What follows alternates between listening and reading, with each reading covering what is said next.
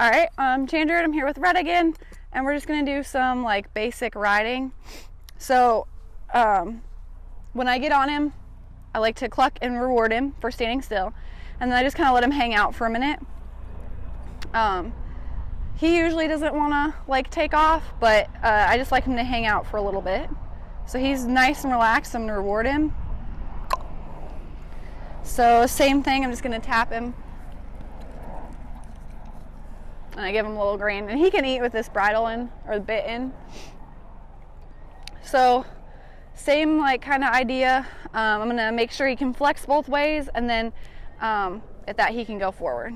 So I'm gonna have him flex this way. There, he flexed slightly. He's busy looking at the FedEx guy. I'm just gonna hold, there. Okay, so I'm holding him with like one finger, and then two, and then three, and then four. So he's distracted. There, he gave a little, so I'll give a little. There. Good. So he flexed his nose over to this other side, so I'm going to cluck when he was soft and reward him. So back to asking. So I'm just kind of getting his attention right now, and I'll get that with the bridle. I can also say his name and have him come back, because I want multiple ways for him to pay attention to me. So I'm going to hold, there, drop it. So I'm just holding with that one finger. I'm going to count to 5, and then 2, and then I'm going to continue on. So I have one finger, good. So he was really light that time. So as soon as he's soft, I'm going to release and cluck at the same time. Tell him that's what I want, through both positive and the negative reinforcement. So he's still distracted. Next finger. There, he gave a little. So I'm just holding, counting to 5, second finger counting 5, third finger counting 5, fourth finger counting 5, and then I'll hold my whole hand and then just wait till he gives to me. So 1, 2, there, relax. So I'm not going to reward every one with a cluck and a reward, just the really good ones. But I'm always going to reward all of them with a release of pressure. So 1, 2, 3, there, he released. I'm going to ignore chewing on it. 1, 2, good. So he brought his head down and his nose over, so that was better. Okay, so he's got some flexion on the right, so we'll try the left. And have my arm straight out. 1, 2, 3, there. He's going to look this way because he's distracted, but I want him to flex. So 1, 2, 3, 4, 5, second finger, there. So one finger. Good. Arm straight out. Good. That was a nice one. So give him a reward. So I'm just tapping his shoulder, and then I give him a handful of grain. So he's flexing better this way, so make sure he can do it this way. Good. So that was really good compared to yesterday. Okay, so he's got the flexion. And then I'm going to do the same thing, and I'm going to have him kind of bend off my inside leg and make sure he's off my leg. So I'm going to flex him first, wait for him. There, I give a little, but I want him to stay flexed. Put my left leg back, hold. There, I release my leg because his hind end moves over, and then release my rein. And he's kind of by the mounting block, so we're going to go forward. And okay, so my audio cut out. I think my microphone turned off, so I'm moving Rhett away from the mounting block because I was trying to yield his hindquarters off of my leg, and I just don't want him to like yield his hindquarters into it. So I moved him over, and then I'm just holding my leg against him till he moves over and crosses his hind legs, and then I'm releasing that pressure, and then I'm clucking at the same time, and then I'm giving him positive reinforcement.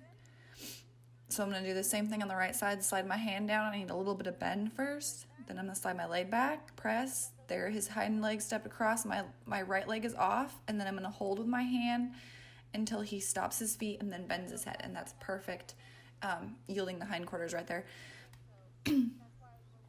So this is just, I'm just making sure everything works. So I did the flexing, make sure my steering works. I'm doing this, make sure my gas pedal works. And this is also going to be my stop because I'm going to bend him to a stop. So if I need to create a bend with my leg, this is how I'm going to do it. So he bent both ways, so I'm just going to have him walk off. And so the next part of this lesson is just getting forward movement. And that's all I'm working on at this point. So I'm not worried at all about like what he's doing or where he's going. He just needs to go forward. So he stopped and I just put my leg on and he go forward. So I'm not steering because a lot of horses get stuck steering, especially when you have an issue. They have an issue when you start steering and they wanted to go somewhere and you didn't want them to go somewhere. And that's where a lot of problems come, or bucking and rearing, is the horse wanted to go somewhere and you were putting pressure on him in a different place. So like most horses want to go to the gate. And so like over here, I'm having him stop over here, and I'm just having him stop off of my seat. And this is the opposite end of my arena, which is where I want him to stop because he is drawn toward the gate. So I'm gonna let him rest here. But most horses are drawn toward the gate or to the side with the horses or the side where his barn is, whatever. So when you don't allow them to go over there and you force them to continue working wherever you feel like you need to be working, that's when the bucking, the rearing, the balking comes in, because they think like the grass is greener basically on the other side of the fence. So they think if they can go over the gate, they can get out. They can go get rest. So that's where this lesson comes in. I'm talking about wanting him to stand over there and rest. So the first lesson is important here because he's just going to walk around and I'm not steering. He can go wherever he wants to go. So this is going to give me a little insight into how he's feeling today. Is he, clearly he's pretty chill right now. He's walking really slow. He's stretching. He's not real hyped up. He's not real forward today. And he's not going by the gate. So he looks like he's doing well. So this is always like a test. So I like to start off my rides like this. Just kind of let them walk around, and it lets you see how they're going to be today. So I'm just going to let him wander around here.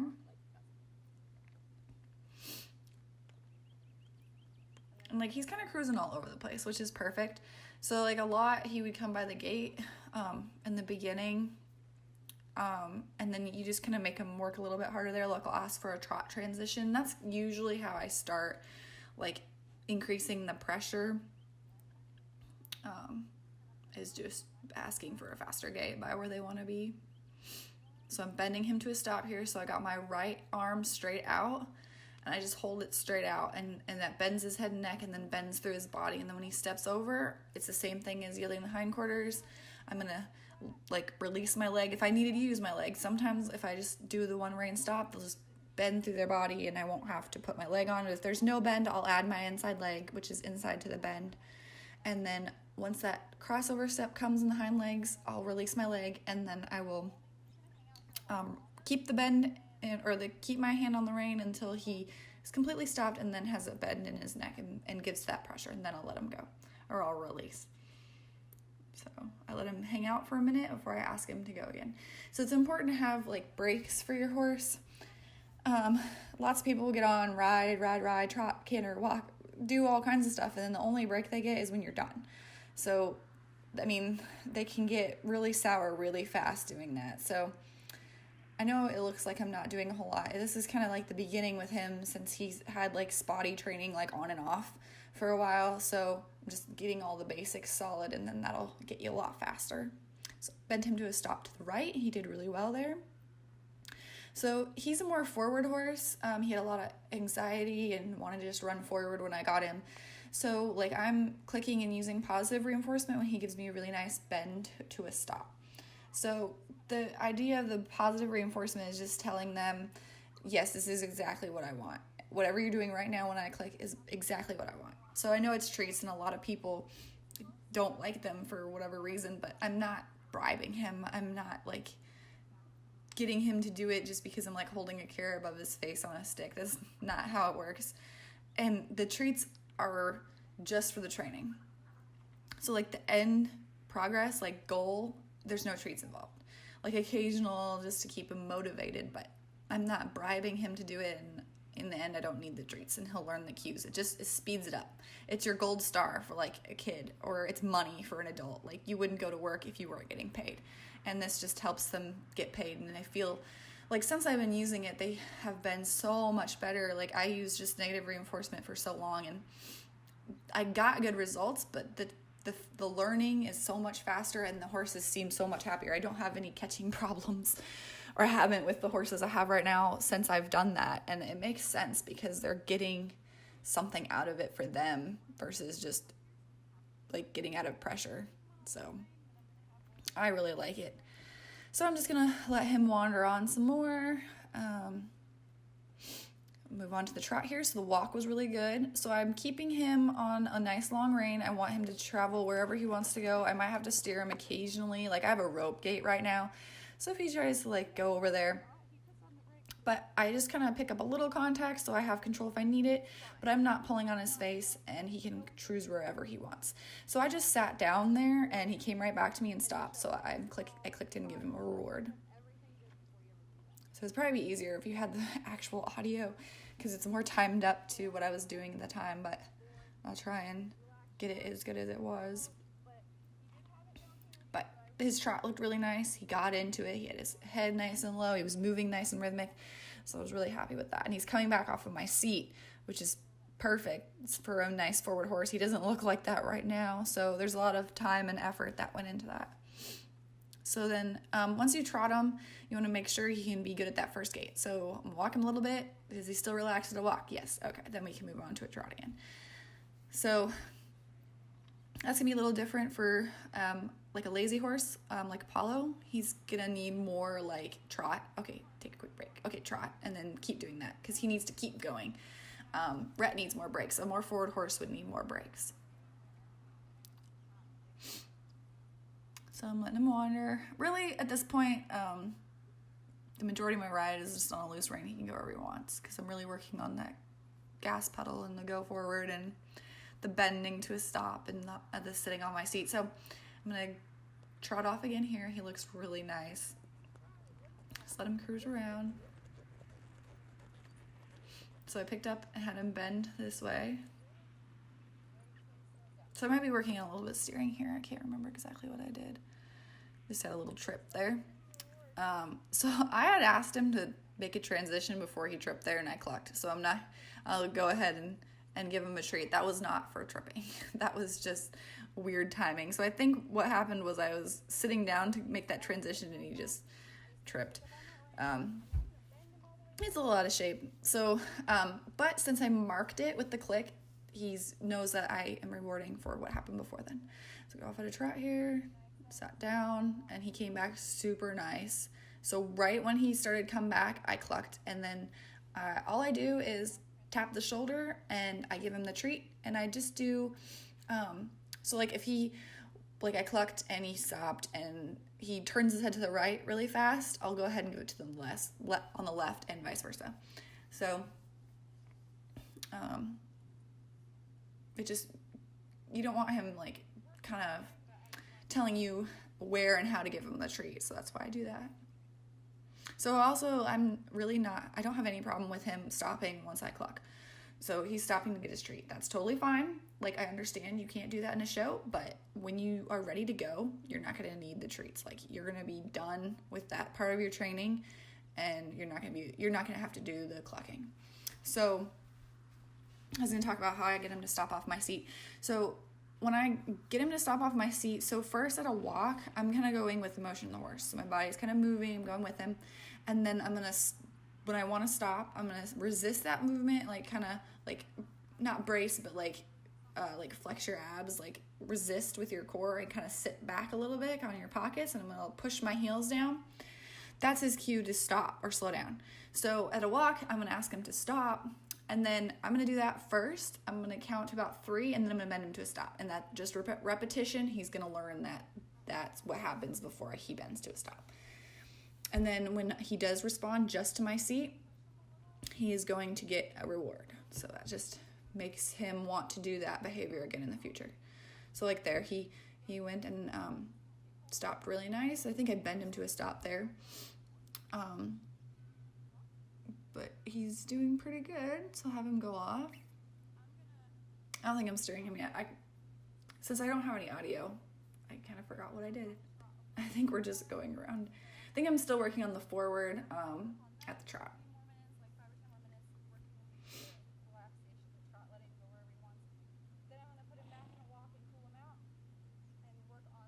I think I'm gonna end him here soon. I'm building up his muscles and his top line and his trot, and he had a really fast, quick trot, and I really just wanted to get him nice and relaxed and working on that before I did a lot of canter work, because it just gets worse the faster you go. So instead of, like, I could do that and he could go into it, I just want him to be super, super relaxed. So after those nice trot transitions, I'm just gonna cool him out here. So I back at a walk and I'm working on steering. So whenever I'm picking a point, so he's going straight, I'll go straight. Wherever he wants to go, as long as he's going straight, that's fine. But there he was like going to the left a little bit, so I gave him my cues to go kind of to the right, and then he kind of bent that way. So we're going off straight. So if he like bends off to the right here, I'm going to correct him to the left or vice versa. So he went to the left, so he wanted to go a little to the left, so I'm going to go the opposite way. So I'm going to do inside leg, which would be to the right leg at the girth, left leg behind the girth, and then my right rein up. And I'm going to hold those cues until he bends right. So there he broke into a trot when I added my leg cues to steer, and he does that a bit. That's why I was working on that relaxation. So all I do is hold my leg cues and hold my bending cues. I hold all my cues and just don't let him run off. So I'm keeping him bent with that rein cue, and I'm holding on with just holding the leg cues until he breaks back down to a walk and bends. Then my legs come off, and then only then, because he's just thinking that all the leg cues mean to go forward, and I'm just teaching him that that's not true, and that he kind of struggles with that. He wants to do that a few times.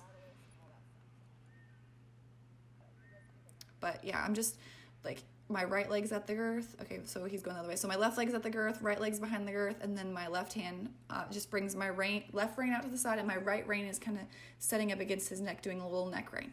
So I don't do all those at the same time. So I do my legs first, and then I do my reins.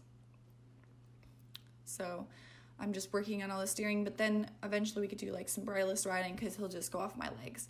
So this is how I'm ending him, just at a walk, and then I'm just doing a balanced steering exercise. So if he wants to go to the left, I turn him to the right in the same amount that he went to the left. So if he goes like just a small amount, I'll turn him a small amount. If he goes a large amount, I'll turn him a large amount. So that's the end of his ride for today. So I just went down to the end of the arena that he usually doesn't go at, definitely away from the gate. He stopped off my seat, that's why I gave him a treat there, and I'm just gonna let him stand and rest. And then I'm gonna get off, and I'm gonna untack him, and I'm gonna just put my saddle on that fence there. It helps to untack them in the arena because they want to be there more. It's just another relaxation thing for them to be more relaxed in the arena.